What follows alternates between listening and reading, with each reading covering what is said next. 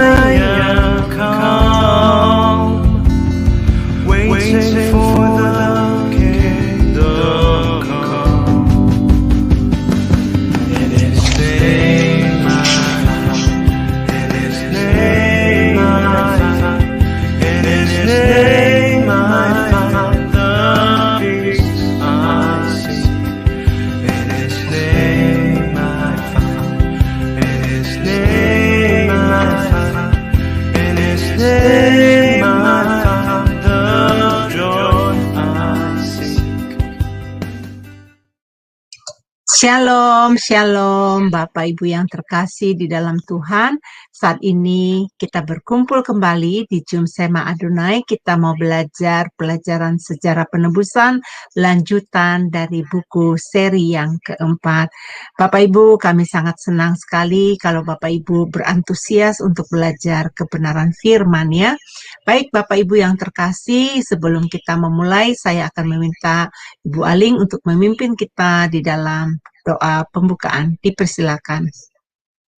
Ya, baik. Terima kasih Bu Heni. Mari Bapak Ibu sekalian, kita berdoa terlebih dahulu, mohon pimpinan dari Roh Kudus untuk memulai kelas pembelajaran kita.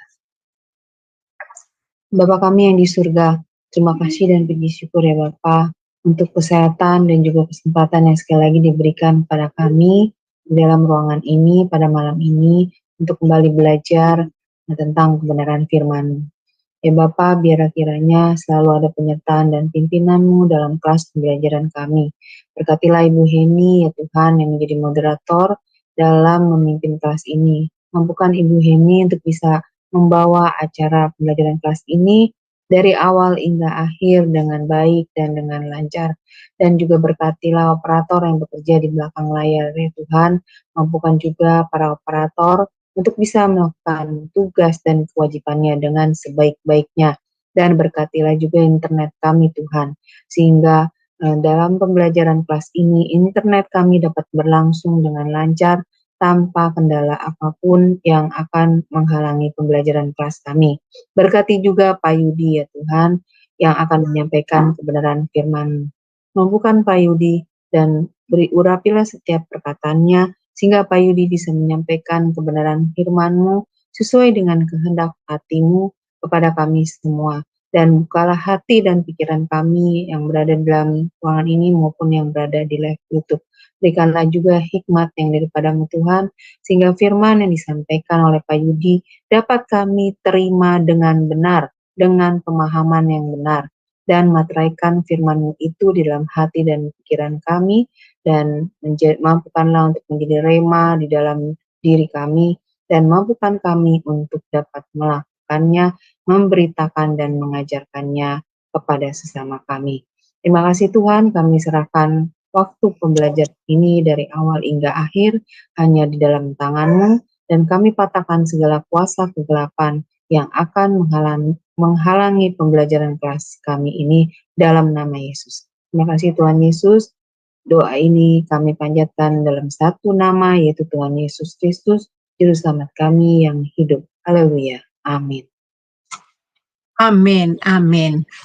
Bapak Ibu yang terkasih, kita akan melihat profil dari dosen pengajar kita hari ini. Dipersilakan, operator. Shalom semua, berjumpa kembali dengan tema Adonai. Dan pada kesempatan kali ini kita akan berkenalan dengan pembicara kita, yakni Bapak Pendeta Yudi M. Lengkong, dan berikut adalah profil singkat dari beliau. Nama lengkap Pendeta Yudi PM Lengkong, Eskom, MDiv MTH Demin.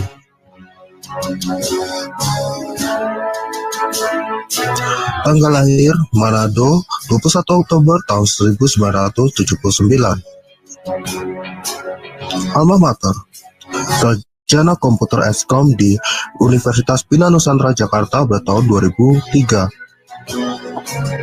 Master of Divinity MDiv di The Presbyterian General Assembly Theological Seminary Florida US pada tahun 2010.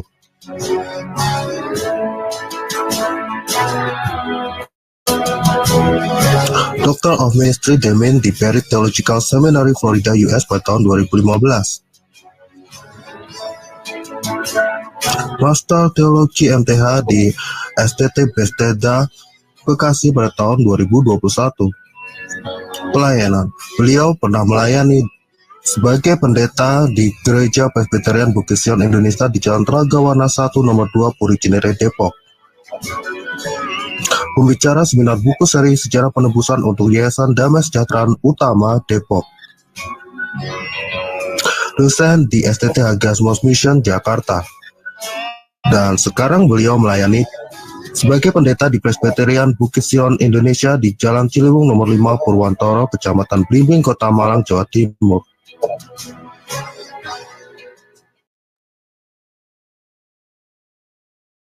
Ya, terima kasih untuk operator yang terkasih yang telah menampilkan profil dari para dosen-dosen kita ya. Jadi malam ini kita sudah melihat bahwa dosen kita Pak Yudi Lengkong memiliki kapasitas ya untuk mengajar kita mengenai sejarah penebusan. Bapak Ibu, hari ini kita akan belajar dengan tema kejatuhan tragis keluarga kerajaan Allah. Untuk Bapak Pendeta Yudi, kami persilakan. Baik, shalom Bapak Ibu semuanya. Ya, jadi hari ini kita akan melihat bersama-sama dengan tema kejatuhan tragis keluarga Raja Ahab. Ya. Kejatuhan tragis keluarga Raja Ahab. Dan ini masih berhubungan dengan orang-orang yang pernah kita bahas sebelumnya. Jadi kita sekarang ini sedang mempelajari Alkitab dengan alat bantu buku seri Sejarah Penebusan yang ditulis oleh Pendeta Abraham Park. Dan kita sedang mempelajari mengenai raja-raja. Bagaimana kehidupan mereka, bagaimana pandangan mereka mengenai jalan-jalan Tuhan, dan bagaimana kehendak Tuhan di dalam masa pemerintahan mereka. Apa akibat dari kehidupan mereka, pola kehidupan mereka, dan itu yang akan menentukan hasil akhirnya. Kita telah belajar sebelumnya di buku yang ketiga mengenai Raja Daud dan Raja Saul. Dan ketika kita membandingkan Raja Daud dan Raja Saul, dan kita mempelajari tentang Raja Saul, karena dosa dan kejahatan dari Raja Saul, maka ketragisan terjadi dalam keluarganya, termasuk dirinya dan juga keturunan-keturunannya. Nah, yang kita akan pelajari hari ini mirip atau temanya mirip dengan temanya sama dengan Raja Saul ini, ya, kemalangan dalam keluarga Saul. Ini ketragisan dalam keluarga Raja Ahab. Tetapi bedanya cuma orangnya saja gitu ya. Mari kita lihat mengenai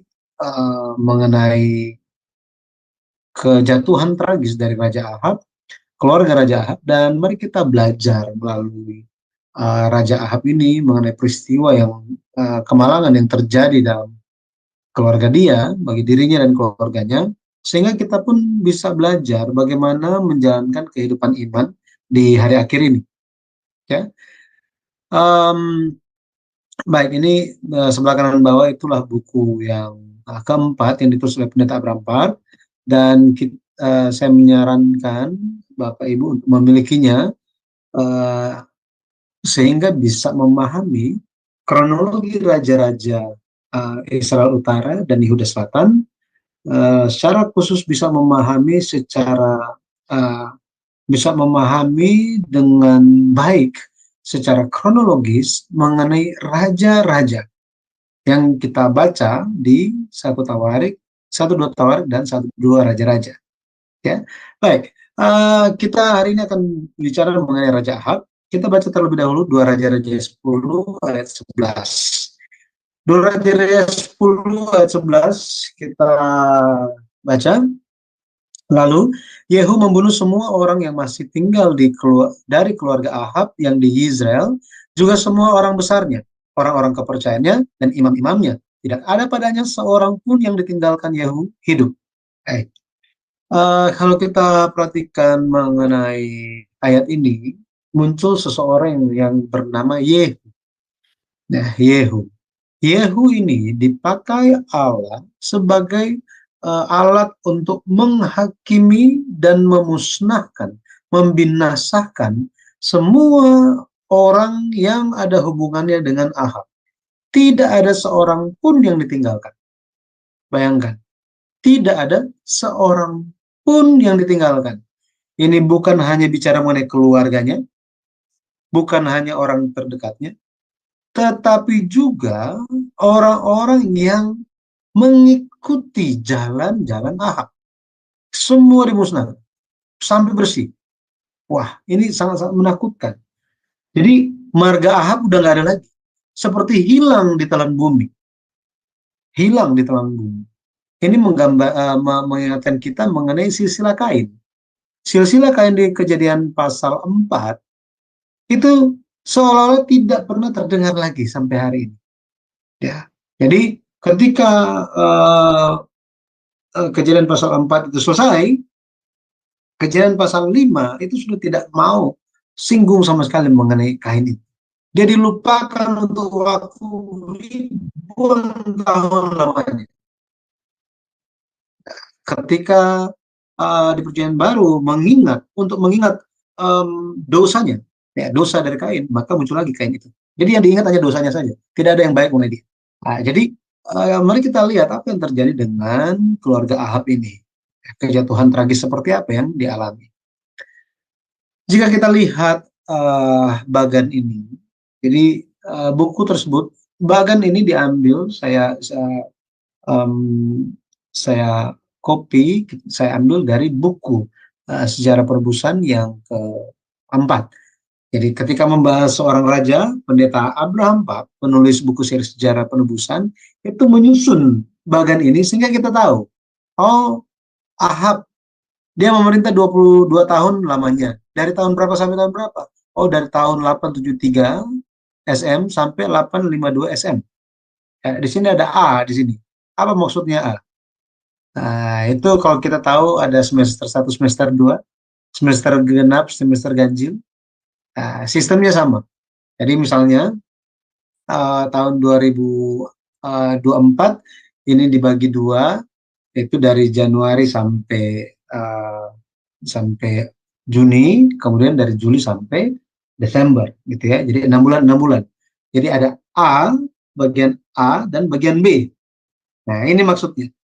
Ya, ada perhitungan nanti bisa diteliti lagi di dalam buku Sejarah Penebusan seri yang keempat. Nah, di sini kita melihat mengenai Ahab. Ahab itu memerintah selama 22 tahun.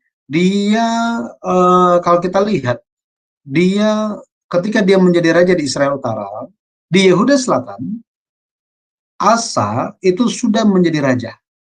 Dan Ahab menjadi raja itu pada tahun pemerintahan Asa yang ke-38. Ini maksudnya. Gitu ya. Kemudian Ahab masih bertemu dengan Yehosafat, dan kita ingat bahwa Ahab ini dia dekat dengan Yehosafat, hubungannya apa? Besan. Ya, besan, karena mereka menikahkan anaknya. Nah, kita telah bahas mengenai hal tersebut ketika bicara tentang raja-raja yang dihilangkan dari silsilah Yesus Kristus. Ya. Kemudian Ahab juga ini bertemu dengan Yoram. Ya, dengan Yoram ini. Yoram anak Yosafat. Nah, jangan bingung karena di bawah sini juga ada Yoram. Ini namanya sama tetapi orangnya berbeda. Nah, jadi mempermudah kita. Ahab sebelum dia itu ada Omri. Omri itu papa dia. Ya, papanya Ahab. Nah, mari kita melihat mengenai Ahab ini dan keluarganya. Ya. Ahab itu merupakan kata gabungan dari dua kata, itu dari kata ya, dari kata yang artinya saudara laki-laki, dan ab yang artinya ayah. Ya, ayah. Sehingga artinya saudara laki-laki ayah. Saudara laki-laki ayah. Ini artinya dia Raja Israel Utara, memerintah selama 22 tahun, dan dia dikenal sebagai raja yang jahat. Kalau kita lihat di kitab Raja-Raja, mengenai Raja Ahab itu dicatat di 1 Raja-Raja 16 sampai pasal 22. Kalau kita lihat pola penulisan di dalam kitab Raja-Raja, Ahab ini termasuk pencatatan tentang Raja Ahab, ini termasuk pencatatan yang panjang. Ya, dari pasal 1 Raja-Raja pasal 16 sampai 22. Ini cukup banyak. Tetapi yang dicatat itu hanya tentang kejahatannya saja. Hanya tentang kejahatannya saja. Ini. Ya. Makanya dia dikenal sebagai raja yang jahat. Tetapi di tengah-tengah zaman dosa dan kejahatan ini ada nabi yang aktif di zamannya. Nabi besar yang bernama Elia. Ya, Elia. 1 Raja-Raja 17 ayat 1 sampai 2 Raja-Raja 2 ayat 11 ini bicara tentang aktivitas Nabi Elia. Kemudian ada Nabi Mika. Ya, Nabi Mika. 1 Raja-Raja 22 ayat 13 sampai 28 nanti bisa baca di situ. Tentang teguran dari Nabi Mika terhadap Raja Ahab. Ya, Raja Ahab. Ini mengenai Ahab, ya, mengenai Ahab, siapa dia, bagaimana dia di zaman dia itu seperti apa. Dia sangat aktif dalam melaksanakan kejahatan, bukan hanya dia sendiri, istrinya juga. Jadi sama-sama ini suami istri jahatnya minta ampun. Mereka, jika mereka ada satu tujuan, itu adalah untuk menyakiti hati Tuhan. Bayangkan, tujuan hidupnya hanya apa? Ingin menyakiti hati Tuhan. Ya, makanya kalau kita saksikan ada orang-orang yang murtad, bagaimana mereka mau murtad, ya murtad saja, tetapi nggak berhenti kepada murtad, tetapi yang mereka lakukan apa? Mereka mencari kesalahan Tuhan, mencari kesalahan orang Kristen, mencari kesalahan Alkitab, mencari kesalahan firman Tuhan, dan mereka menjelek-jelekan. Mereka menjelek-jelekan Yesus. Nah, jadi sangat aktif di dalam dosa dan kejahatan. Jika mereka tidak bertobat, maka hasil mereka, hasil akhirnya akan sama seperti Raja Ahab. Akan sama seperti Raja Ahab. Jadi mari kita lihat mengenai keluarga Ahab. Ya, keluarga Ahab. Mari kita lihat terlebih dahulu mengenai papanya. Papa Ahab itu namanya Omri. Nah, Omri. Siapa Omri ini? Omri merupakan panglima tentara, panglima dari tentara Ela. Ela ini pernah menjadi raja Israel Utara. Ya, Ela namanya. Dia adalah panglima. Dan kita bisa lihat itu di 1 Raja-Raja 16 ayat 16. Dia memerintah 12 tahun lamanya dan dia raja yang sangat jahat. Alkitab menyatakan bahwa dia lebih jahat dari semua pendahulunya. Bayangkan. Lebih jahat dari semua pendahulunya. Karena Alkitab menyatakan seperti ini, Alkitab juga menyatakan dia menimbulkan murka Tuhan. Ya, murka Tuhan. 1 Raja-Raja 16 ayat 25 dan 26. Kalau kita perhatikan Nabi Mika pernah berbicara mengenai Omri. Kita bisa lihat di Mika 6 ayat yang ke-16 dibilang apa? Mika 6 ayat 16. Engkau telah berpaut kepada ketetapan-ketetapan Omri dan kepada segala perbuatan keluarga Ahab. Dan engkau telah bertindak menurut rancangan mereka. Sehingga aku membuat engkau menjadi ketandusan dan pendudukmu menjadi sasaran suitan. Demikianlah kamu akan menanggung pencelaan dari pihak bangsa-bangsa.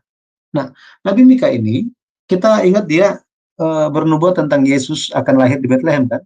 Ya, hai engkau Bethlehem Efrata, engkau yang terkecil dari kaum Yehuda, sesungguhnya. Jadi, Mesias lahir di Bethlehem sesuai dengan nubuat Nabi Mika.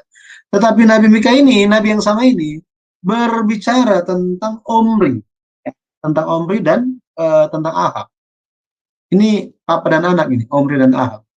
Di sini ada ketetapan Omri.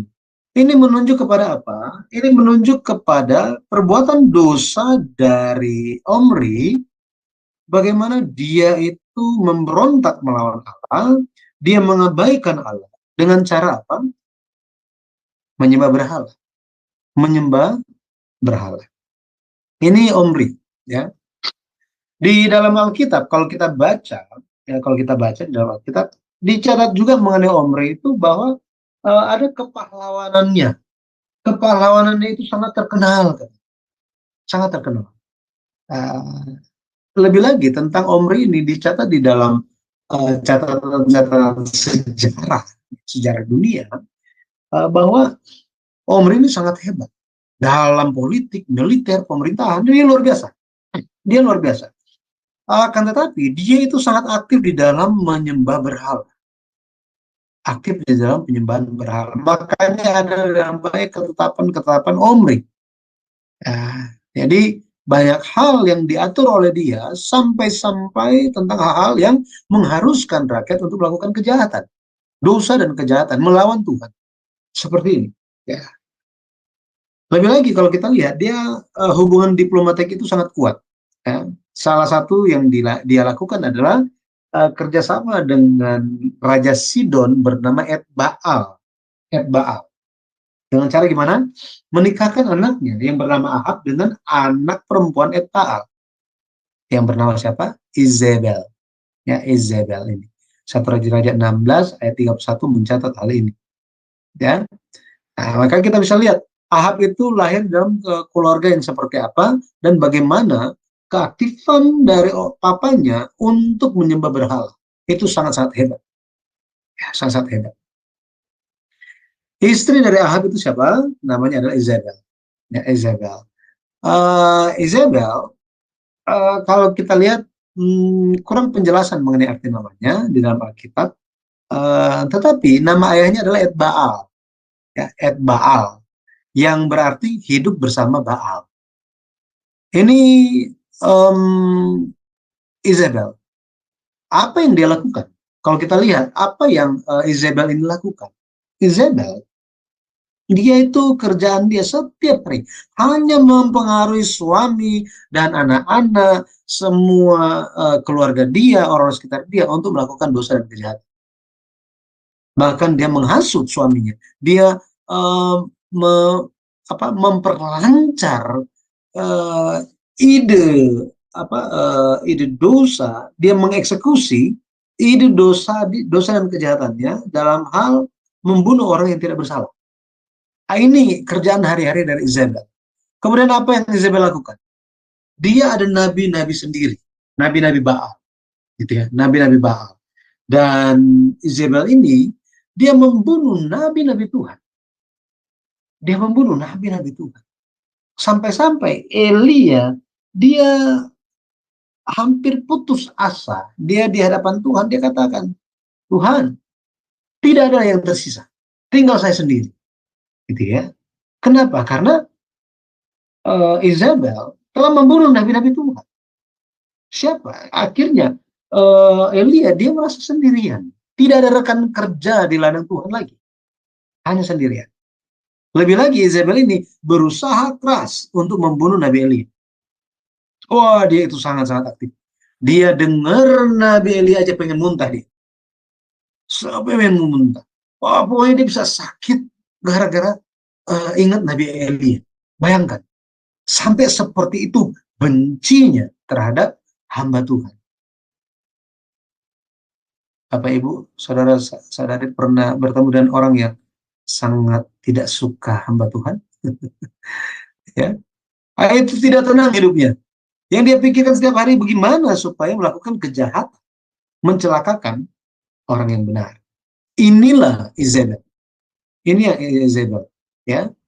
Dan kalau kita lihat anggota keluarga lainnya, ada anak-anak Ahab, ya, anak-anak Ahab yang dicatat dalam Alkitab, ya, yang dicatat dalam Alkitab. Yang kita telah bahas, kita tidak bahas lagi, ya, itu adalah Atalia. Ini anak perempuannya. Dia menikah dengan Yoram, anak Yosafat dari Yehuda Selatan. Masih ingat ya? Dia salah satu raja perempuan yang itu melakukan pemusnahan keturunan Daud. Ini Atalia arti namanya Tuhan menekan, atau orang yang ditekan Tuhan. Orang yang ditekan Tuhan. Kemudian anak Ahab lainnya itu bernama Ahazia. Artinya Tuhanlah yang telah memegang. Ini mengherankan, kok namanya begitu. Betul ya? Kok namanya Ahazia? Ya, Ahazia. Terus ada Yoram. Yoram arti namanya Tuhan tinggi, Tuhan terhormat. Ini sangat aneh. Kenapa dinamakan Tuhan itu tinggi? Kenapa dinamakan Yoram gitu ya? Jadi kemungkinannya itu karena ada hubungan diplomatik yang dekat dengan Yosafat. Karena anaknya Yosafat juga, keturunan Yosafat juga ada nama yang sama. Ya, ada nama yang sama. Anaknya Yoram namanya Ahazia. Ya, anaknya Yoram namanya Ahazia. Kemudian Atalia suaminya juga bernama Yoram. Ya. Nah, seperti ini. Kemudian Alkitab juga mencatat tentang 70 putra Ahab. Ini pangeran-pangeran semuanya. 70 putra Ahab. Nah, apa ketragisan? Jadi kita telah tahu bagaimana kejahatan-kejahatannya. Terakhir kita bahas tentang Yoram kan. Dia yang melupakan kasih karunia Allah. Ya, tentang Ahazia, kita akan lihat sedikit mengenai Ahazia, tetapi kita akan lebih terfokus kepada ketragisan yang seperti apa yang dialami oleh keluarga Ahab. Jadi, mari kita langsung lihat poin yang kedua. Kita lihat poin yang kedua, akhir yang tragis dari keluarga Ahab. Oke, yang pertama kita lihat mengenai Ahab. Ahab ini dosa dan kejahatan dia itu luar biasa. Ya, dosa dan kejahatan dia itu luar biasa. Dia ya sama seperti apa yang dibahas tadi, yang disebutkan sedikit mengenai Isabel, kurang lebih sama, bukan kurang lebih sama persis dengan Ahab. Itu pun yang dia lakukan. Tetapi bagi Ahab ini, Allah berikan kepadanya kesempatan untuk bertobat. Allah berikan dia kesempatan untuk bertobat. Pernah ada suatu ketika, bagaimana mengenai Ahab ini, dia itu berubah. Dia berubah dan dia menyesal. Dia bertobat. Hal ini Allah tunjukkan bahwa apa? Seorang Ahab pun bisa bertobat. Orang yang sejahat itu pun bisa bertobat. Bisa menyesal. Ya. Akan tetapi Ahab, dia bertobat hanya sementara. Ini masalahnya. Dia hanya bertobat sementara. Dia tidak mengambil kesempatan pertobatan itu untuk bertobat dengan sungguh-sungguh. Dan apa yang terjadi? Yang terjadi adalah ketika dia pergi perang, dia mengajak Yosafat juga. Dia ajak Yosafat untuk pergi perang bersama-sama. Ya, pergi perang. Waktu itu, coba kita perhatikan kejahatan Ahab ini. Dia menyamar. Ya. Jadi kalau kita lihat mengenai Ahab ini, dia menyamar ketika pergi ke medan perang. Dia mempersenjatai dirinya itu dengan baju zirah. Dia menyamar. Dia berpikir bahwa apa? Ya, dalam perang itu dia kan tukar jubah perang dengan Yosafat gitu ya. Tapi Allah tahu. Ya, Allah tahu. Bayangkan, ada musuh dalam perang yang menembakkan panah secara sembarangan, dan anak panah ini masuk, ya, menembus di antara baju zirah ini, masuk ke situ. Ini menyebabkan Ahab itu terluka. Ya. Ahab pikir dia aman, tetapi justru dengan anak panah yang ditembakkan sembarangan, dia itu kena. Dia mengalami pendarahan yang sangat hebat, dan darahnya itu menggenangi kereta kudanya. Ya, Kemudian dia kembali, dia kembali ke wilayah Israel Utara. Itu kita bisa lihat, bagaimana dia kembali.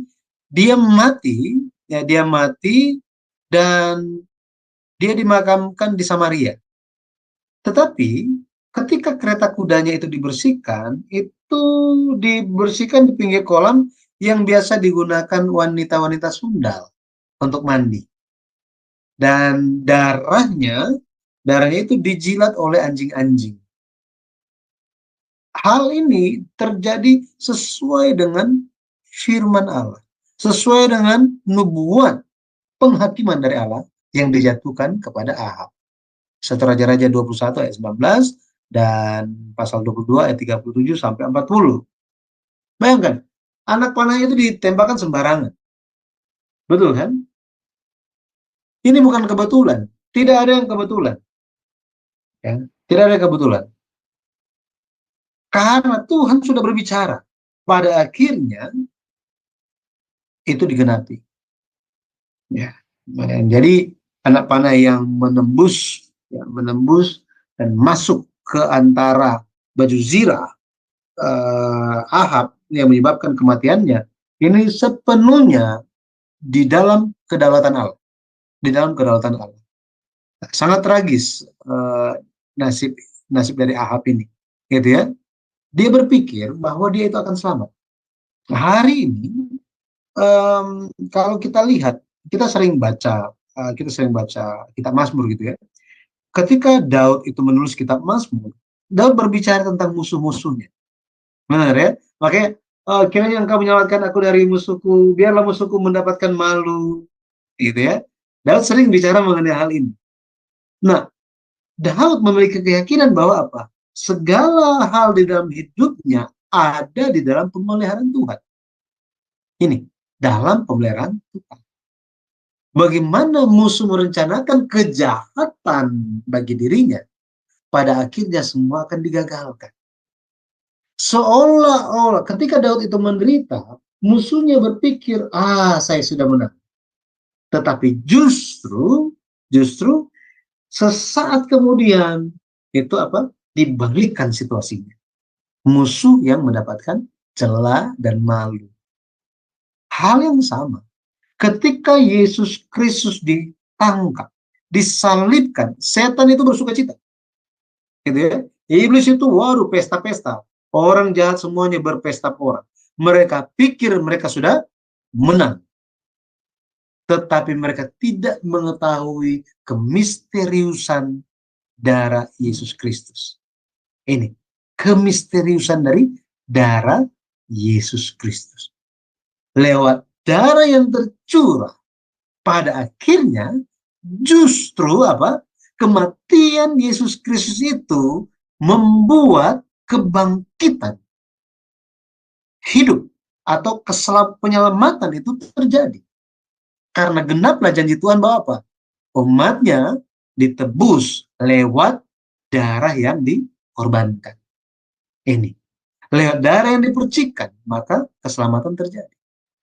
Maka hari ini pun ketika kita menjalani kehidupan kita, mungkin ada hal-hal yang berjalan tidak sesuai dengan apa yang kita harapkan, atau mungkin ada yang dengan sengaja tidak menginginkan, tidak suka kita itu ada ketenangan dalam kehidupan iman kita. Ya, yang perlu kita lakukan adalah apa? Bersandar kepada Tuhan. Kita ada dalam pemeliharaan Tuhan. Ya, ada di dalam pemeliharaan Tuhan. Inilah iman kita. Ya, jadi itu Ahab. Pada akhirnya dia berakhir dengan sangat tragis. Bagaimana dengan Izabel? Izabel kalau kita lihat ya mengenai Izabel ini, dia mati dengan mengenaskan. Jadi ada seorang yang memberontak pada waktu itu, ya. Jadi lama setelah Ahab itu mati, setelah Ahab mati itu ada Ahazia anaknya menjadi raja. Kemudian Yoram menjadi raja. Ya, setelah Yoram ini mati, ketika Yoram ini mati, dia di saat itu Yoram mati ini karena pemberontakan seseorang yang bernama Yehu. Di dalam pembacaan yang pembukaan tadi, Yehu, itu orangnya. Nah, Yehu ini dia menyuruh pegawai-pegawai istana untuk melemparkan Izabel itu dari atas istana raja yang tinggi ke bawah. Ya, ke bawah. Ini yang terjadi. Ya. Dia jatuh ke jalan dan mayatnya itu diinjak-injak. Bayangkan. mayatnya diinjak-injak. Dan apa yang terjadi? Yang terjadi, jadi Yehu itu menginjak-injak mayatnya Isabel, kemudian Yehu masuk ke dalam istana, dia makan, pas dia keluar, yang tertinggal dari jasad Isabel itu hanya kepala dan 2 kaki dan 2 telapak tangan. Bayangkan. Tetapi seluruh badannya dari leher ke bawah itu sudah dimakan anjing-anjing. Wow, sangat menakutkan ya. Sangat mengenaskan kalau kita lihat. Sangat mengenaskan. Itu tinggal kalau kita lihat gitu ya, kalau kita lihat, semua terjadi sesuai dengan firman Allah. Ya, firman Allah. 1 Raja-Raja 21 ayat 23 di situ dikatakan, juga mengenai Isabel, Tuhan telah berfirman, anjinglah akan memakan Isabel di tembok luar Israel. Ya, Israel. Nah, mengenai Isabel, ini juga mengajarkan kepada kita bahwa Isabel itu dikenal sebagai penyembah berhala. Obsesi dia itu penyembah berhala. Ketika dia itu menikah dengan Ahab seorang penyembah berhala, menjadi sangat parah, ya, setelah menikah dengan Isabel ini. Kenapa? Karena Isabel juga datang, dia pergi ke Samaria itu, ya, dia pergi ke Samaria sambil membawa masuk banyak berhala. Ini, makanya Isabel ini menunjukkan kepada kita yang hidup di akhir zaman apa atau seperti apa akhir dari para penyembah berhala. Wahyu 2 ayat 20 sampai 23 di situ disebutkan mengenai Isabel, ya, mengenai Isabel. Orang yang ada bersama-sama dengan Isabel ini itu pada akhirnya akan dimatikan, ya, akan dimusnahkan, akan dibinasakan. Referensinya Wahyu 20 ayat 12 sampai 14 mengenai Isabel ini, gitu ya. Sangat tragis. Darah itu muncrat ke dinding, ke kuda, mayatnya udah nggak ada, dimakan anjing. Wah, sangat parah, ya, sangat tragis. Itu Isabel, karena dosanya yang luar biasa. Setelah itu kita bicara tentang Ahazia. Ahazia merupakan anak Ahab yang menggantikan Ahab sebagai raja setelah kematian Ahab. Ahazia ini kalau kita perhatikan, dia itu apa ya? Dia hidup di zaman ketika Elia, nabi yang sangat besar ini, nabi yang sangat ajaib ini hidup. Ahazia tidak berubah, tetapi dia memang sudah penuh dengan pengaruh orang tuanya, mama papanya, apalagi mamanya. Dan apa yang terjadi kepada Ahazia ini, dia berhadapan dengan masalah-masalah perang, tetapi ada satu hal secara pribadi yang terjadi kepadanya. Ia jatuh dari kisi-kisi kamar atas. Dia jatuh dan dia sakit, ya. Dia kritis sakitnya. Jadi kisi-kisi kamar itu dibuat supaya nggak jatuh. Tetapi dia justru jatuh. Padahal ada kisi-kisi kamar. Ya, kisi-kisi. Kalau kita lihat di dalam hukum Taurat, ada aturan ketika orang Israel itu membangun rumah. Aturannya seperti apa? Aturannya adalah jika dibikin 2 tingkat, maka di bagian atas itu harus ada kisi-kisi, harus ada pagarnya. Ya, harus ada pagarnya. Jika ada teras di atas gitu ya. Tetapi kenapa? Karena bisa jatuh. Ya, kalau misalnya tidak dilakukan, tidak ada rumah yang nggak bikin kisi-kisi atau pagar di lantai atas, dan ada orang yang terjatuh, maka pemilik rumah akan dituntut. Ini akan dituntut. Maka kita bisa tahu bahwa ada fungsi yang sudah jelas tentang kisi-kisi kamar ini. Tetapi Ahazia malah terjatuh dan dia sakit parah. Dia sakit parah. Ketika sementara kritis seperti ini, dia ada di ambang maut gitu ya. Seharusnya dia sadar bahwa ini semua adalah peringatan dari Tuhan lewat Nabi Allah. Tapi daripada mencari jawaban dari Allah, dia mencari Allah gitu ya. Justru dia kirim utusan-utusan untuk cari jawaban kepada Baal Zebub, Allah di Ekron. Bayangkan. Baal Zebub. Ya, di Perjanjian Baru itu muncul di Matius 10 ayat 25. Ya, Matius 10 ayat 25. Baal Zebub. Itu kan Yesus mengusir setan, tetapi orang-orang Yahudi waktu itu mereka bilang apa? Oh, dia usir setan dengan kuasa Baal Zebub, katanya. Ya. Ini Raja Agung rombongan lalat di Baal Zebub. Ya. Nah, tetapi kalau kita lihat mengenai Ahazia, dia justru mencari jawaban kepada Baal Zebub. Allah menjadi murka, semakin murka mengenai hal ini. Apa yang Allah lakukan? Dia suruh Elia nyatakan penghakiman tentang Ahazia. Elia bilang apa? Apakah tidak ada Allah di Israel? Sehingga kamu ini pergi untuk meminta petunjuk kepada Baal Zebub, Allah di Ekron. Nah, lewat statement Elia ini, kita bisa tahu bahwa Allah menantikan pertobatannya. Tetapi dia tidak mau. Ya.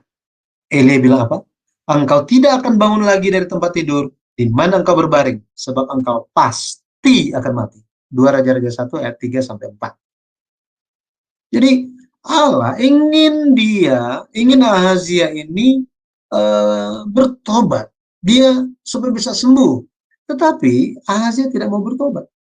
Dia terus menerus memegang satu sikap melawan Allah, melawan Allah. Apa hasilnya? Kalau kita lihat, nggak sampai 2 tahun, ya. 2 tahun, ya, sekitar 2 tahun, ya, sekitar 2 tahun. Masih muda, tanpa anak, dia mati. Ya, mati begitu saja. Sangat mengenaskan, ya, sangat mengenaskan.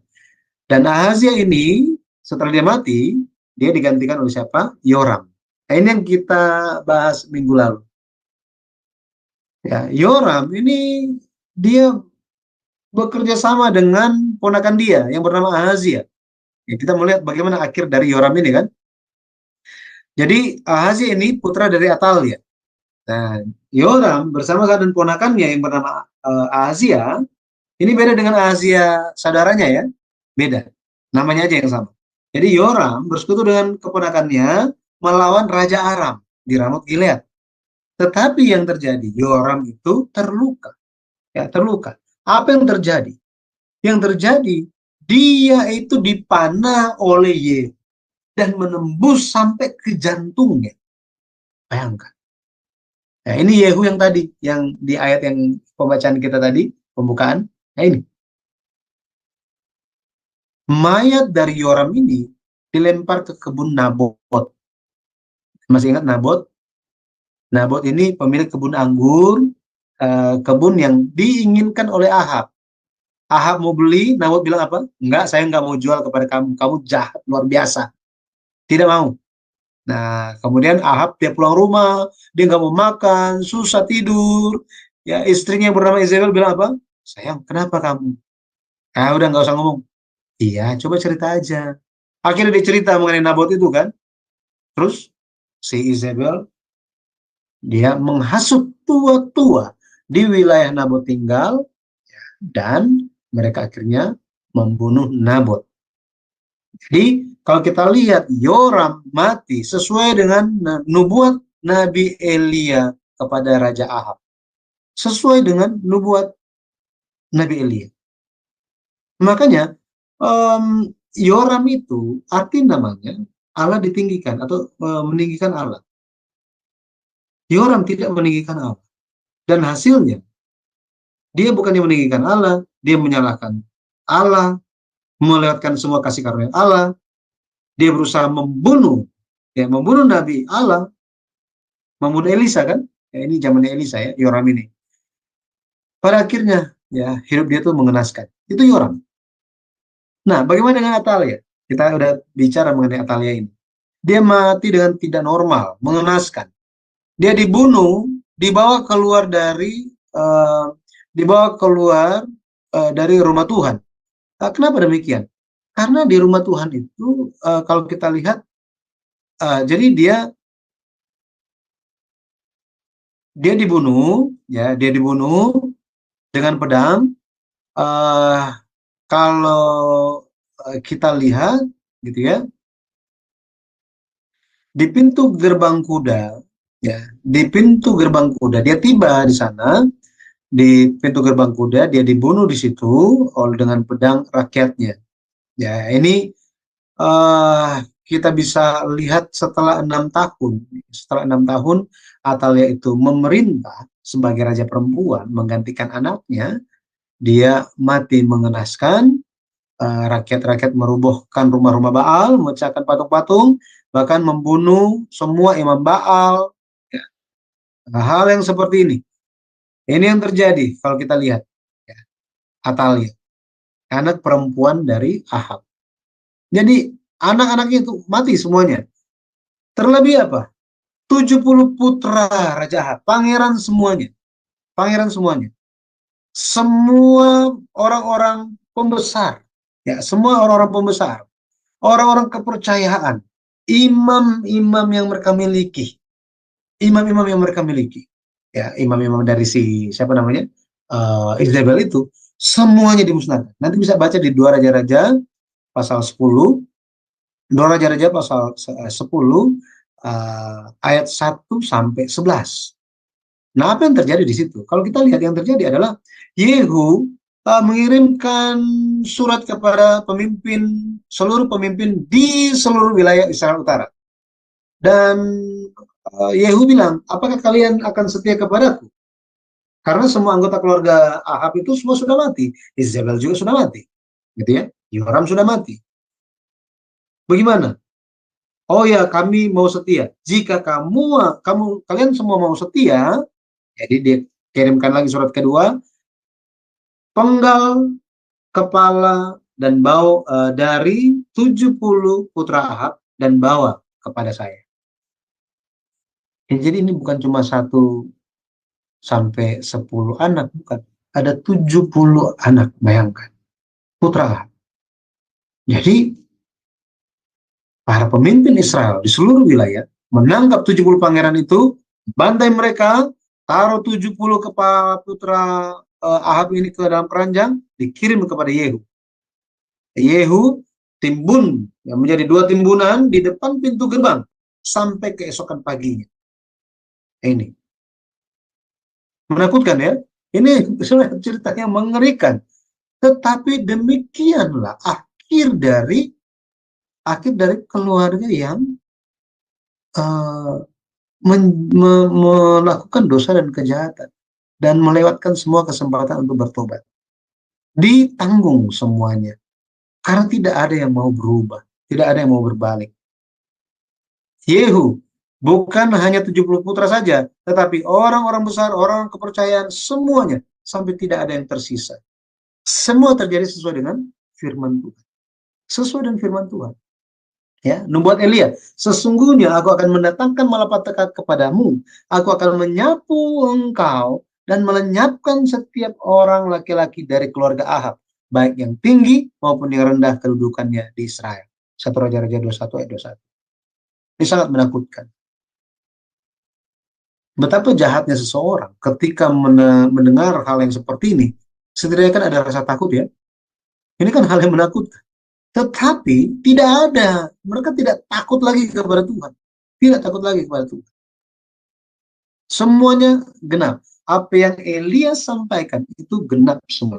Terjadi semuanya. Apa yang Yehu sampaikan. Ya, Yehu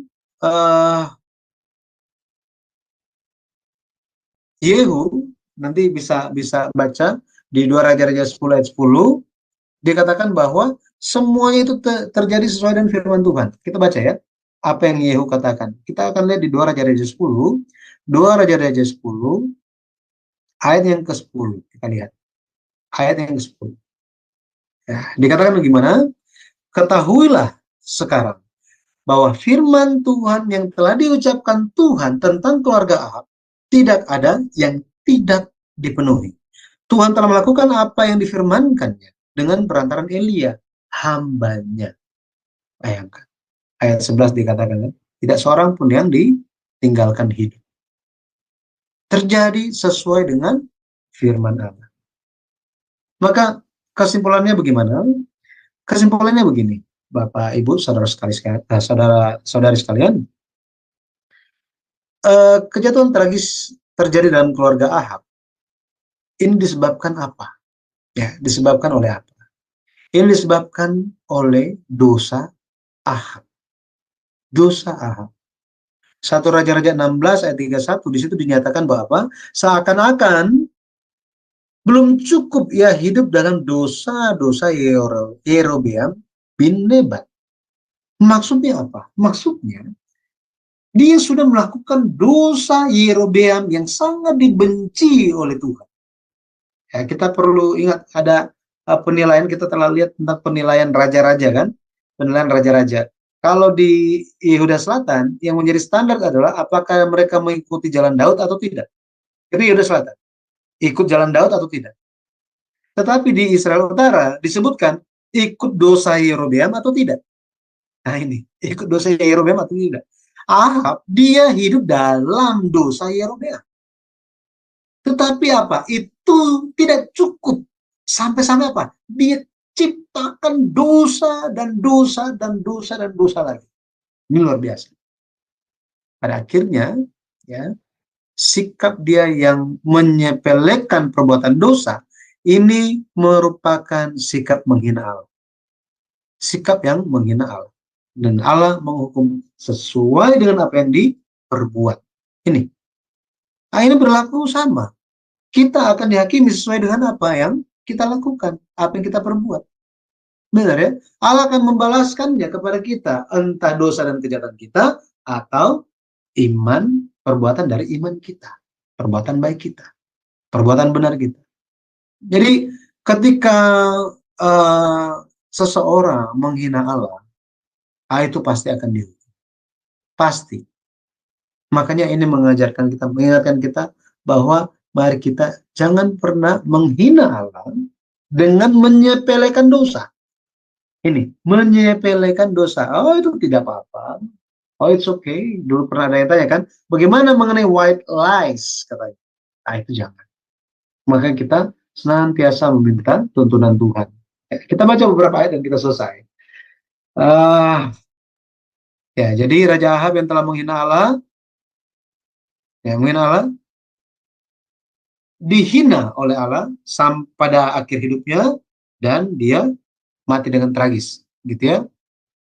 Kita lihat 2 Petrus 2 ayat 10. 2 Petrus 2 ayat 10 dikatakan apa? Dikatakan di 2 Petrus 2 ayat 10 bahwa terutama mereka yang menuruti hawa nafsunya karena ingin mencemarkan diri dan yang menghina pemerintahan Allah. Mereka begitu berani dan angkuh sehingga tidak segan-segan menghujat kemuliaan. Nah, di sini dikatakan bahwa menuruti hawa nafsu karena ingin mencemarkan diri dan yang menghina pemerintahan Allah. Ya, ini merupakan bentuk-bentuk penghinaan kepada Allah.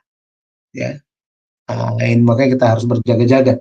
Ya, berjaga-jaga lewat perbuatan kita. Ya, perbuatan kita. Satu ayat yang terakhir, 1 Samuel 2 ayat 30. Dikatakan apa? Sebab itu demikianlah firman Tuhan, Allah Israel. Sesungguhnya aku telah berjanji, keluargamu dan kaummu akan hidup di hadapanku selamanya. Tetapi sekarang, demikianlah firman Tuhan. Jauhlah hal itu daripadaku. Sebab siapa yang menghormati aku, akan kuhormati. Tetapi siapa yang menghina aku, akan dipandang rendah. Saya berdoa dan memberkati dalam nama Tuhan Yesus Kristus. Kiranya kita senantiasa memuliakan Tuhan, menghormati Tuhan, mengasihi Tuhan setiap hari. Pada akhirnya kita pun bisa menjalani kehidupan yang diberkati Tuhan dan penuh kasih karunia. Amin. Saya kembalikan kepada Ibu Heni.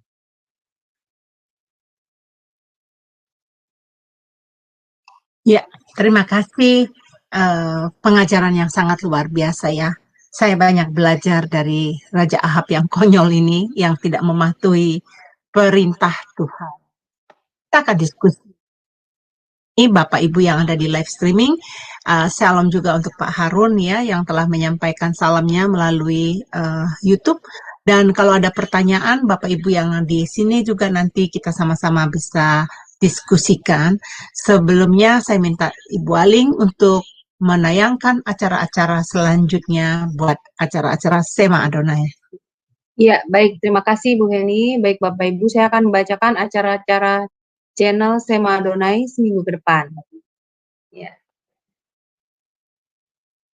Ya, dimulai dengan besok, hari Sabtu 27 Januari 2024, di jam 19.00 waktu Indonesia Barat, di Sema Adonai akan kembali ada kelas pembelajaran firman. Nah, kali ini judulnya adalah Doa Malam, dan dibawakan oleh narasumber kami, yaitu Ibu Evangelis Desi Tansil MTH, dan moderatornya adalah Ibu Aling, saya sendiri.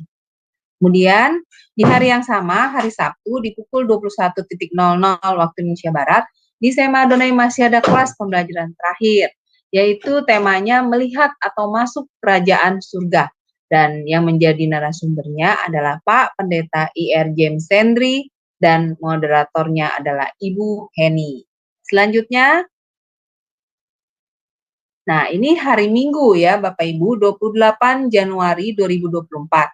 Di jam 19.00 waktu Indonesia Barat, di Sema Adonai akan ada ibadah online ya Bapak Ibu, dan untuk yang menjadi liturgisnya, yang memimpin ibadah adalah Ibu Yanti dari Jerman, dan yang menjadi live songnya adalah Ibu Murni juga dari Jerman. Dan untuk tema kali ini adalah part pertama, ibadah yang sejati. Jadi masih ada part yang keduanya ya Bapak Ibu. Dan ini diambil dari Nats Roma 12 ayat 1 sampai dengan 8.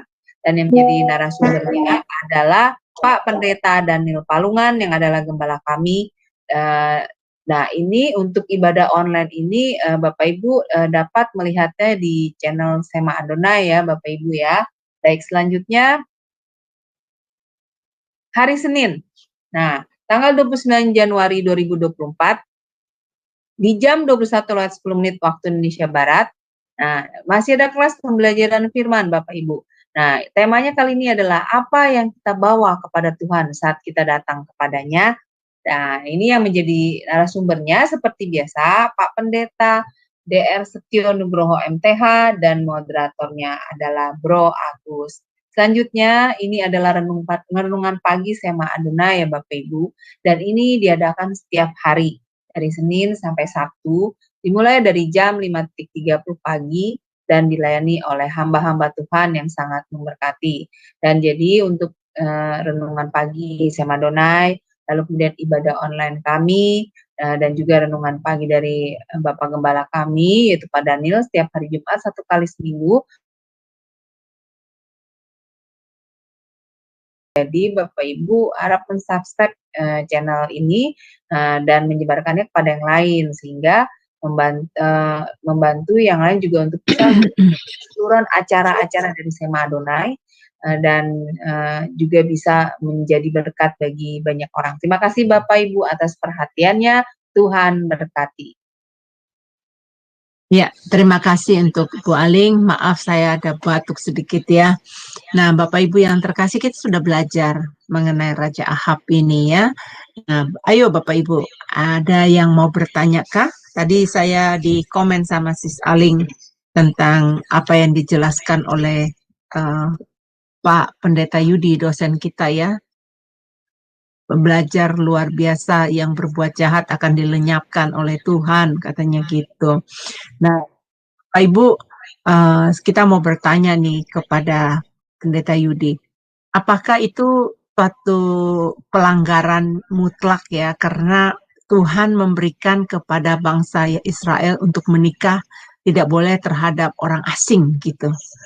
Itu salah satu pertama sekali yang dilakukan Raja Ahab ya, Bapak Pendeta ya. kesalahannya mulai dari menikah terhadap orang asing. Ya, jadi memang di dalam hukum Taurat itu ada aturan mengenai hal itu. Jangan engkau menikah gitu ya dengan bangsa yang tidak mengenal Tuhan. Memang secara konteks ketika disampaikan, jangan menikah dengan perempuan-perempuan Kanaan gitu ya, jangan memberikan anak-anakmu kepada mereka. Tapi ketika itu diperluas maknanya, maka haruslah menikah di dalam iman. Tetapi justru ini memang dimulai dari papa dia. Ya. Ini mirip dengan apa yang Yosafat lakukan dengan Ahab. Ini mirip kan? Yosafat, ya supaya kita ada damai, udahlah kita damai-damai saja.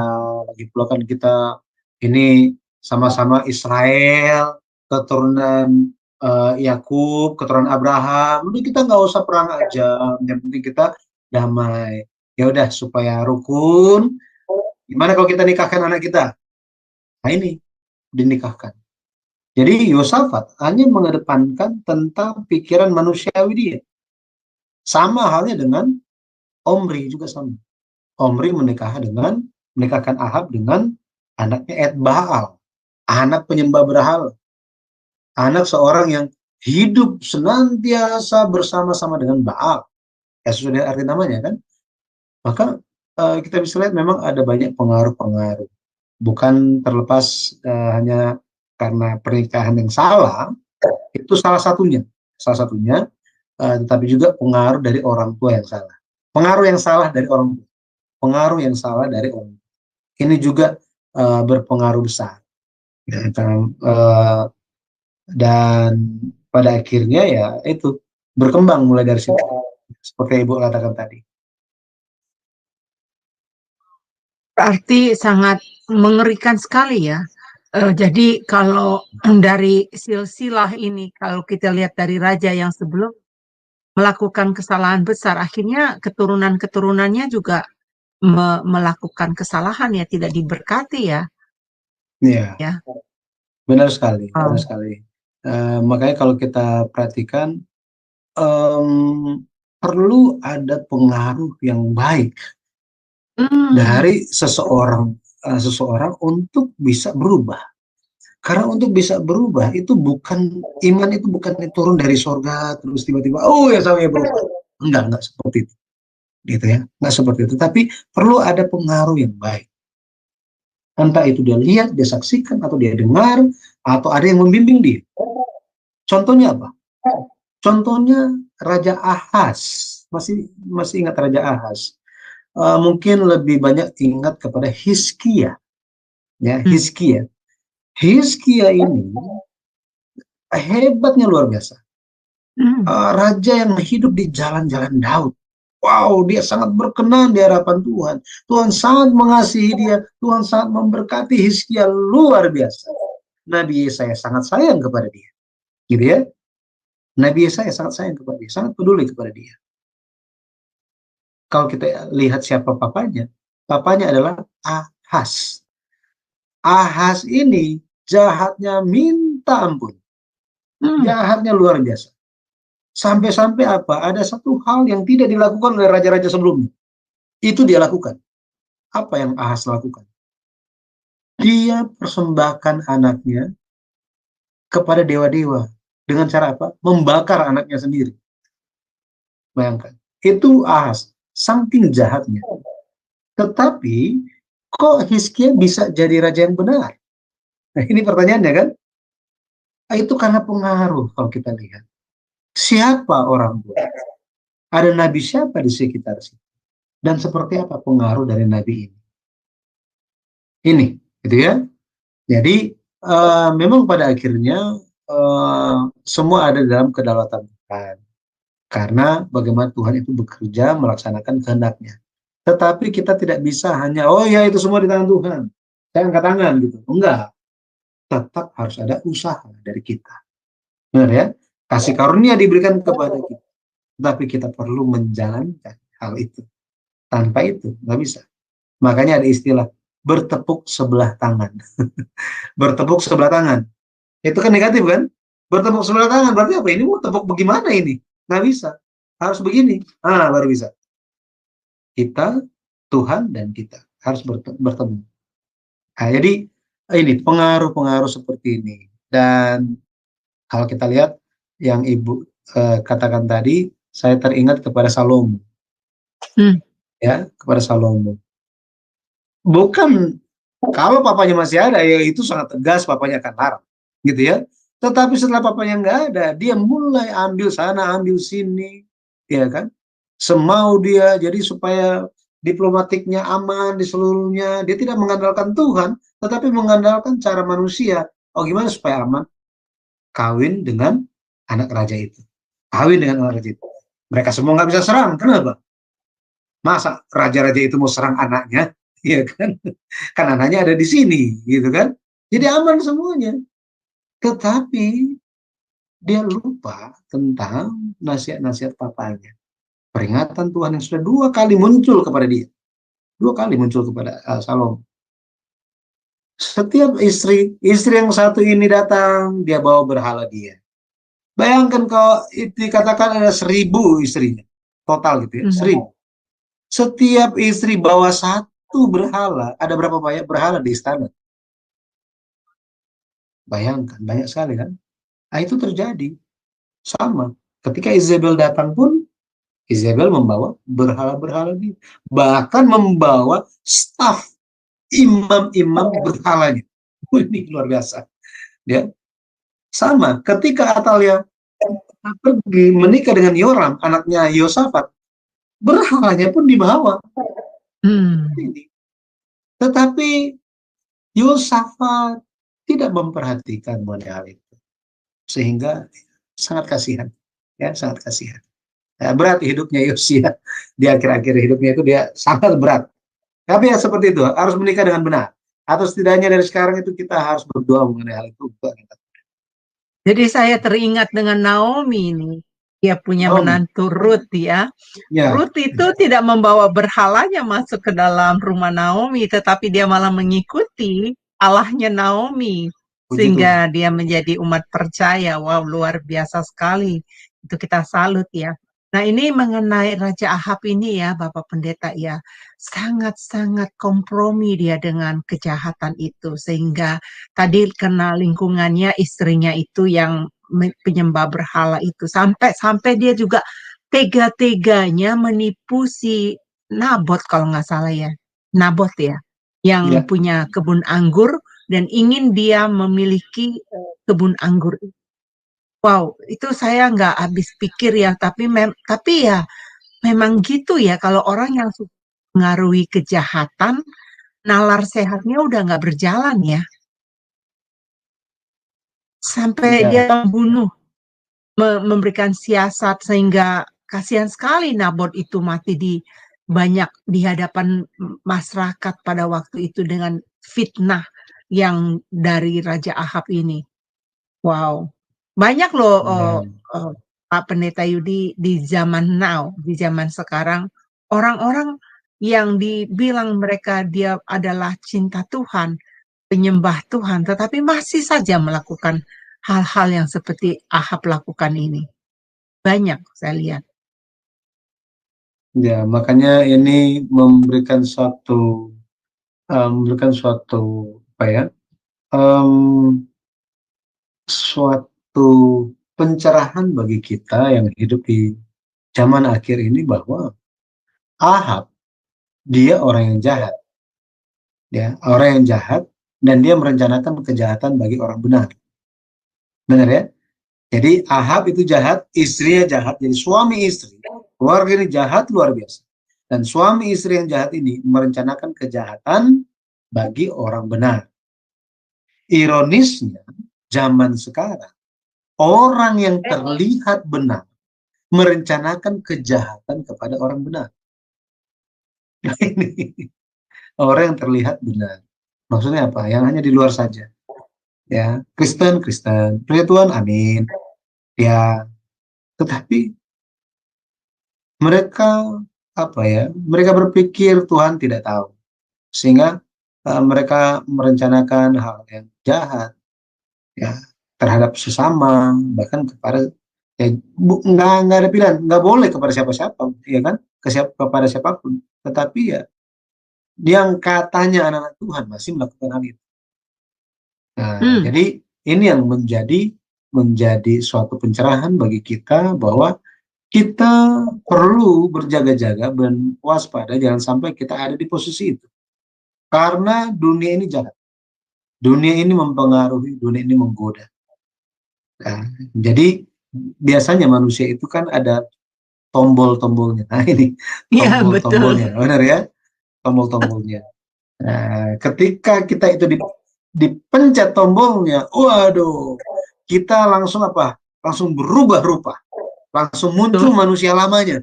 Ini manusia lama langsung yang sudah kita kuburkan, ya kan? Sampai apa? Sampai kita nyanyinya sampai terseduh-seduh. Ku telah mati dan tinggalkan cara hidupku yang lama. Semuanya sia-sia dan tak berarti lagi hidup ini. Baru mau nyanyi seperti itu, dipencet tombolnya, langsung balik lagi semua. Manusia lamanya langsung muncul. Nah, makanya tombol itu. Jadi apa yang sensitif bagi kita untuk memancing diri kita, memancing amarah kita, emosi, bahkan menggoda. Bagaimana kelemahan? Kelemahan itu kan yang tahu kita sendiri. Saya tidak tahu kelemahan Bapak Ibu semua itu, tapi kita masing-masing tahu kelemahan kita. Kita tahu tombol kita. Nah, tombol ini jangan disimpan, jangan disembunyikan, jangan. Karena jika ada orang yang teliti, nah, mereka bisa pencet.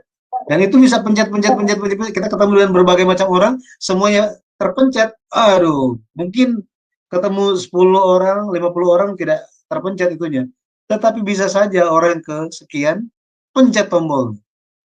Nah, maka tombol itu kita harus latih untuk serahkan kepada Tuhan. Jangan itu kita simpan. Biasanya kan Ya, kelemahan itu kan kita simpan. Jangan sampai orang lain lihat. Benar kan? betul. Ya, memang benar. Tetapi jangan berhenti di situ, berserahlah ke Tuhan. Ini saya, apa adanya saya, Tuhan. Tolong, biarlah saya jadi manusia yang lama. Tombol itu kalau bila mana Tuhan berkenan, jangan ada di saya lagi. Jadi bisa menjadi apa? Jika engkau di apa namanya, engkau disakiti, engkau dihina, engkau diapain gitu kan, engkau menderita gara-gara orang lain, doakanlah orang itu. Mungkin kalau tombol itu masih ada, gitu ya. Tetapi jika kita benar-benar berserah, orang bicara yang buruk tentang kita akan berdoa kepada Tuhan. Gitu. Kita tidak akan nggak bisa pencet lagi. Kenapa? Tombolnya nggak di kita, ya kan? Tapi kita berserah kepada Tuhan. Nah, seperti ini. Ya, begitu Ibu. Ya, saya punya pengalaman juga yang kehidupan duniawi yang lama. Apa-apa. Tombol itu masih ada di dalam kehidupan kita. Terkadang kita mengizinkan orang lain untuk menekan tombol itu sehingga amarah kita timbul, kesukaan kita, luka batin timbul ya, dan sehingga kita melakukan yang tidak berkenan di hadapan Allah. Jadi memang betul kita harus belajar dari kehidupan tokoh-tokoh di dalam Alkitab supaya kita lulus di dalam ujian kehidupan. Nah, Bapak Pendeta, ini mungkin yang terakhir saya mau bertanya mengenai Ahab ini ya. Tuhan begitu mengasihi Ahab dengan kejahatan yang dia lakukan. Masih aja diutus Nabi Elia untuk menegur dia. Tetapi dia tidak menghiraukannya ya. Dan waktu saya membaca waktu kisah ini, saya sangat bilang gini, kan Raja Elia kan menang tuh ya, Tuhan kasih urapan yang luar biasa gitu. Saya lagi berpikir-pikir begini, tapi nggak semuanya ya Tuhan izinkan hal itu terhadap anak-anak Tuhan. Kalau ada masalah, ada Tuhan tidak tunjukkan pembelaan, tapi kita harus telan ludah. Kita harus menerima. Memang ini proses kehidupan. Ini yang saya sedang lagi berpikir mengenai kisah Raja Ahab. Ya. Dia diberikan kesempatan sama Tuhan mengenai Nabi Elia. Itu Pak Pendeta. Ya, jadi memang sampai Tuhan nyatakan kehidupan kita itu selesai, gitu ya, sampai kita tiba di garis finish, gitu ya, yang perlu kita lakukan benar-benar menghargai kesempatan yang diberikan itu, kesempatan yang diberikan.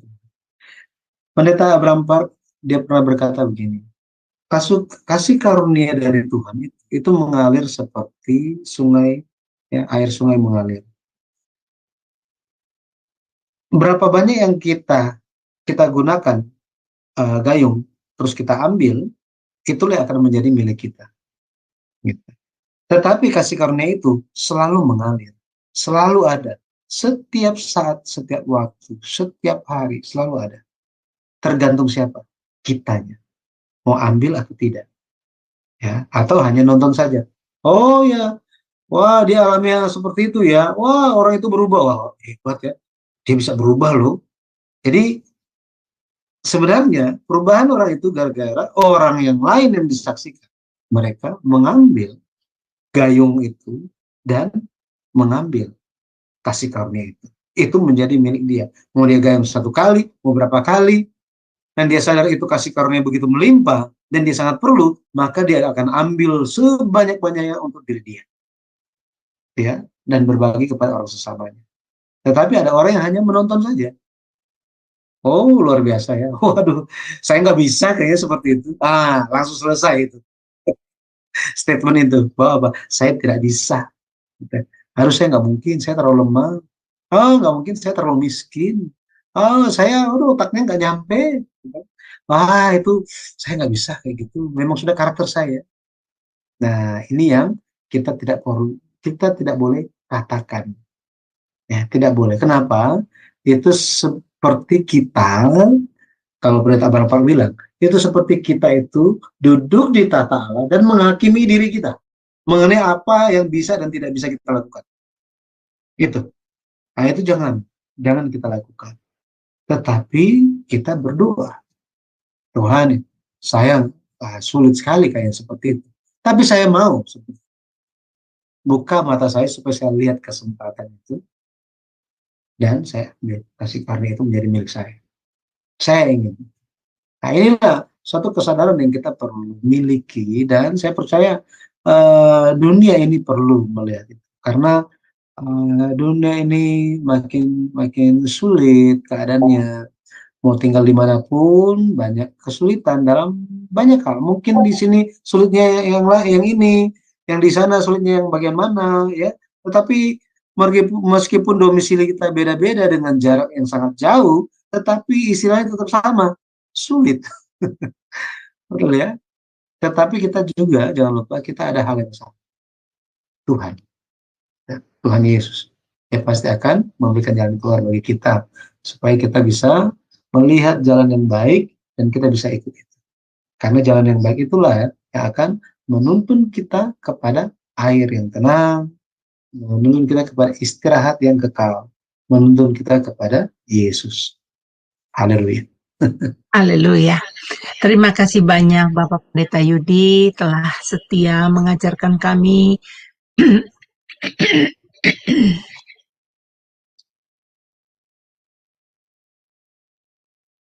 mengenai pelajaran sejarah penebusan ini ya, di mana kami bisa belajar. Kalau saya membaca buku sejarah penebusan dan saya belajar sejarah penebusan, saya semakin lebih. Jadi setiap tokoh-tokoh, setiap sejarah, setiap peristiwa-peristiwa yang terjadi di buku kita itu, Alkitab kita, dari Perjanjian Lama sampai Perjanjian Baru, itu adalah melukiskan kisah hidup kita. Dulu waktu saya pertama kali, guru saya mengatakan, ya, pendeta di sejarah penebusan, Buku sejarah penebusan ini adalah buku pribadi kamu, mengisahkan tentang hidup kamu. Dulu saya kurang paham tentang hal itu. Tetapi semakin saya belajar tentang sejarah penebusan, saya semakin bisa lebih mengerti. Betul, banyak peristiwa-peristiwa, contoh-contoh kehidupan duniawi yang dulu pernah saya lakukan. Bahkan ada yang masih saya lakukan. Dan saya mengambil keputusan untuk meninggalkannya. Buang tombol itu, buang sampah itu, supaya kita benar-benar menjadi murid. Bapak Ibu yang terkasih, kasihi ya buat teman-teman yang ada di live streaming. Ayo kita semangat belajar. Kita tahu bahwa dunia ini akan berakhir. Kita tidak tahu masa kehidupan kita sampai di mana. Tetapi dengan kita sungguh-sungguh fokus belajar firman Tuhan, jangan main-mainnya. Temukan diri Anda di dalam Alkitab itu sehingga Anda bisa bercermin melalui peristiwa kejadian-kejadian di Alkitab supaya kita mengambil komitmen mengikuti Tuhan dengan sungguh-sungguh. Baik, saat ini kita minta kepada Pak Pendeta Yudi untuk last statement-nya, memberitahukan rangkuman dan nasihat. Ada kata-kata yang mau dia dorong buat kita, motivasi kita, kemudian kita akan dipimpin doa penutup oleh Bapak Pendeta Yudi. Dipersilakan. Saudara yang terkasih dalam Tuhan Yesus Kristus, kitab Wahyu menyatakan bahwa pada akhirnya Babel akan dihakimi. Itu sebabnya ada seruan bagi orang-orang yang tinggal di dunia yang sedang dikuasai oleh wanita pelacur besar yang disimbolkan sebagai kuasa kegelapan iblis setan itu. Tetapi meskipun kita tinggal di dalam dunia yang sementara menuju kebinasaannya, dan di tengah-tengah dunia orang-orang yang hendak memuaskan hawa nafsu kehidupan mereka, hawa nafsu daging mereka, ada satu panggilan yang diberikan bagi kita. Marilah kita keluar segera dari Babel itu. Rasul Paulus memberikan nasihat bahwa tidak mungkin itu kita keluar dengan secara jasmani bahwa kita meninggalkan bumi ini. Ya, tetapi ini bicara mengenai kita meninggalkan manusia lama kita, meninggalkan, memisahkan diri dan menguduskan diri dari hal-hal duniawi. Itu termasuk hal-hal yang mengajarkan kita mengenai siapa diri kita, dan ada hal-hal yang harus kita pisahkan dari dalam diri kita. Apa itu? Itu adalah manusia lama kita. Kita telah menjadi manusia baru di dalam Yesus Kristus. Pada akhirnya kita pun dituntut untuk terus menghargai jasa penebusan yang dilakukan oleh Yesus Kristus. Maka apa yang bisa kita lakukan? Yang kita lakukan untuk membalas kebaikan Tuhan itu adalah memuji dan menyembah Tuhan. Memuji menyembah Tuhan, pada akhirnya kita bisa menjalani kehidupan yang senantiasa mencari kehendak Tuhan. Lewat firman hari ini, kiranya kita bisa menyaksikan bagaimana dunia ini pada akhirnya ujung-ujungnya akan mengalami ketragisan yang luar biasa.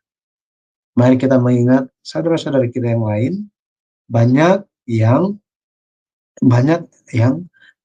mungkin masih di dalam arus dunia ini, masih di dalam kebimbangan karena pengajaran dunia ini. Mari kita mendoakan mereka dan mari kita memberikan nasihat yang tepat sambil bersandar kepada Tuhan, sehingga banyak orang yang keluar, memisahkan diri dari Babel dunia itu. Tuhan pasti menyertai dan Tuhan akan memberikan kemampuan bagi kita. Mari kita berdoa. Bapa di sorga, terima kasih hari ini kami telah belajar mengenai ketragisan kejatuhan dari keluarga Ahab. Dia melewatkan kesempatan untuk bertobat dari segala kesempatan yang Allah telah berikan. Pada akhirnya bukan hanya dia yang menanggung, tetapi semua keturunan bahkan orang-orang sekitarnya pun menanggungnya. Bapa, Tolong kami supaya kami senantiasa berjaga-jaga. Lebih lagi kami bisa berjaga-jaga sambil memenuhi diri kami dengan Roh Kudus-Mu, memenuhi diri kami dengan firman-Mu, memenuhi kami dengan terang. Sehingga dengan firman-Mu, pada akhirnya itu menerangi hati kami dan mengusir segala kegelapan yang bersembunyi di dalam hati kami. Tolong kami ya Bapa, supaya kami tidak menjadi orang-orang yang menghina Engkau dan menyepelekan dosa. Ampuni segala dosa kami ya Bapa, dan tuntun kami untuk bangkit bersemangat dengan antusias Tuhan. Kami maju untuk menyatakan terang Tuhan bagi banyak orang. Terima kasih ya Bapa. Engkau yang memberkati Shema Adonai senantiasa demi kemuliaan Tuhan dan menjangkau banyak jiwa dan menerima berkat dan kasih karunia daripada-Mu. Sertai semua orang yang terlibat di dalamnya, orang yang melayani kehendak Bapa lewat channel ini. Engkau curahkanlah kasih karunia-Mu dan kekuatan kesehatan, segala hal yang diperlukan, Engkau pasti akan menyediakan. Bagi kami semua yang mengikuti pelajaran ini, tolong curahkanlah kasih karunia kepada kami, semangat, antusias untuk firman-Mu, dan bukan hanya kami, tetapi kami juga mengajak banyak orang untuk bisa mengikuti, sehingga pada akhirnya lebih banyak orang lagi yang keluar dari Babel duniawi dan ikut di dalam jalan Tuhan. Kami bisa bertumbuh bersama-sama dan menyelesaikan setiap perlombaan iman kami. Terpujilah nama Tuhan. Pada akhirnya biarlah Engkau yang mencurahkan kasih setia-Mu, kasih karunia-Mu kepada setiap kami dan setiap keluarga kami, semua hal yang kami lakukan, pekerjaan, bahkan sekolah kami, semua pelayanan kami, kiranya Bapa, Engkau yang akan mencurahkan berkat. Terpujilah nama Tuhan, sisa hari ini kami berserah hanya ke dalam tangan-Mu saja. Di dalam nama Tuhan Yesus Kristus, kami berdoa dan bersyukur. Amin. Amin. Terima kasih Bapak Pendeta Yudi. Baik Bapak Ibu yang terkasih, kita akan ada kelas ini kembali, lanjutan dari pelajaran di buku seri keempat Sejarah Penebusan di minggu depan di waktu yang sama. Saya Bapak Ibu tolong sharekan pelajaran-pelajaran ini kepada keluarga yang cinta belajar akan firman Tuhan supaya mereka juga sama-sama diberkati seperti kita yang ada di sini. Kami dari Jum Sema Adonai mengundurkan diri. Tuhan Yesus memberkati.